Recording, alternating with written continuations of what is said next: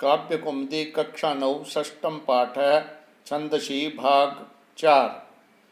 राजस्थान संस्कृत शिक्षा विभाग द्वारा प्रायोजित एपः देववाणी अस्य भवतां स्वागतम व्याराम। अहम महावीर प्रसाद सेन, राजकीय वरिष्ठ उपाध्याय संस्कृत विद्यालय खोरी, काव्य कौमुद्यात् षष्ठम पाठः छंदांसी इति विषयम् अवलंब्य अद्य वर्णात्मकगणः मात्रात्मकगणश्च विषयाः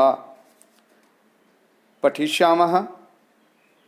तेषु स्वरूपं चिह्नानि उदाहरणानि मातृछन्दसः गणाः यतिः संख्यानां कृते प्रयुक्ता शब्दाः आर्याछन्द अनुष्टुप छंद विषयः पठिष्यामः। वर्णात्मक गणेषु यत्र त्रयोपि वर्णा गुरुवसौ मगणः आदिलघुर्यगणः मध्यलघुरगणः अंतगुरुषगणः अंतलघुस्तगणः आदिगुरुर्भगणः मध्यगुरुर्जगणः सर्वलघुर्नगणः इत्युच्यते। अनेन प्रकारेण अक्षरत्रयात्मकाः अष्टौ गणाः सम्भवन्ति। तत्र वर्णात्मक गणस्वरूप बोधाय छन्दोमयचर्या श्लोक अस्ति। मस्त्री गुरु स्त्री लघुश्च नकारो बादी गुरु पुनरादि लघुर्यः जो गुरु मध्य गतौरल मध्य सौंत गुरु कथितो अंत लघुस्तः। इदं श्लोकम एतेषाम् अष्टानां गणानां स्वरूपं बोधयितुं कथयति। वर्णानां गणेषु यत्र त्रयोपि वर्णा गुरुव असौ मगण। वर्णात्मक गणों में जहाँ तीनों वर्ण गुरु हो वो मगण कहलाता है। जिसका आदि वर्ण लघु हो वो गण यगण कहलाता है। जिसके मध्य में गुरु हो वह रगण कहलाता है। जिसके अंत में गुरु हो वो सगण कहलाता है। जिसके अंत में लघु हो वो तगण कहलाता है। जिसके आदि में गुरु हो वो भगण कहलाता है। जिसके मध्य में गुरु हो वो जगण होता है। और जहाँ सभी लघु हो वहाँ नगण कहते हैं। इस प्रकार से अक्षरों को तीन तीन करके इनके 8 गण संभवित होते हैं। जहाँ पर वर्णात्मक गण स्वरूप का बोध होता है उन छंदों में आर्य श्लोक होता है।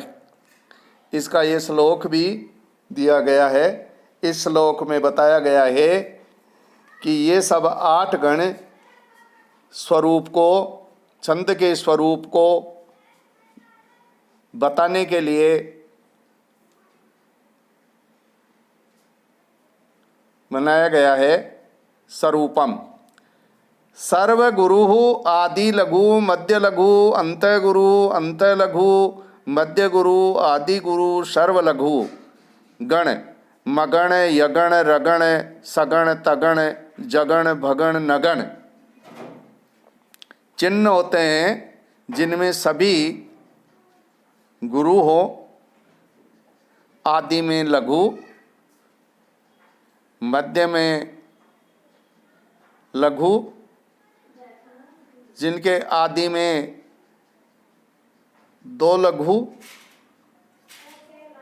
और जिनके आदि में दो गुरु, और जिनके आदि और मध्य में, आदि और अंत में लघु हो, और जिनके अंत में दोनों ही लघु हो, और तीनों ही जहाँ लघु हो वहाँ क्रम से बताया गया है कि जिनके तीनों गुरु हो वो मगन होता है, जिनके आदि में लघु हो और अंत में दो गुरु हो वो यज्ञ कहलाता है, और जिनके मध्य में लघु हो वो रगण कहलाता है, जिसके आदि में दो लघु हो वो सगण कहलाता है, और जिनके आदि में दोनों गुरु हो वो तगण कहलाता है, और जिसके आदि और अंत में गुरु हो वो जगण कहलाता, लघु हो वो गुरु कहलाता है, और जिनके अंत में दोनों लघु हो वो बगण कहलाता है, और जिनमें तीनों लघु हो वो नगण कहलाता है। उदाहरण, मानदाता, यहाँ पर मा, धा और ता इनमें गुरु हैं। सुरेश, सुरेश है, शु छोटा है इसलिए यहाँ लघु है, और बाकी रे और शह विसर्ग सहित है, सह इसलिए यहाँ दोनों गुरु आ गए। भामिनी, भा में द्विमात्रिक है, भा, मी एक मात्रिक है, और नी भी द्विमात्रिका है, इसलिए यहाँ आदि और अंत में गुरु हैं। सहसा, यहाँ सह रस्व है भी रस्व है, तो यहाँ एक मात्रिका होने से यहाँ दोनों लघु हैं, अंत में सा गुरु है। यानानी, इसमें भी या और ना दीर्घ है, नी छोटा है, रस्व है, इसलिए यहाँ भी तगण हुआ। नदीसु, यहाँ पर दी दीर्घ है और शु और न लघु है, रस्व है, इसलिए यहाँ लघु है। आशीषी, ऐसे ही सरसी, एतेषां गणानां स्वरूप ज्ञानार्थम एकम सूत्रम प्रसिद्धम वर्तते। इन गणों को बनाने के लिए एक सूत्र है, यह माता राजभान शलगय, ये माता राजभाल शलगम, ये सूत्र है, इससे हम 8 गण बना सकते हैं। एषु गणेषु यस्य स्वरूपम ज्ञातव्यम तस्य नामाक्षतो अग्रे द्वयोरक्षरयोः योजनेन तद गण स्वरूपम निर्मिति। इन गणों में जिसके स्वरूप को ज्ञान करना है हमें, ये माता राजभान शलगा, इस सूत्र में से आदि वर्ण और उसके पास वाले दोनों वर्णों को लेते हैं। इसी प्रकार क्रम से मिलाते रहने से हमारे गण का स्वरूप प्राप्त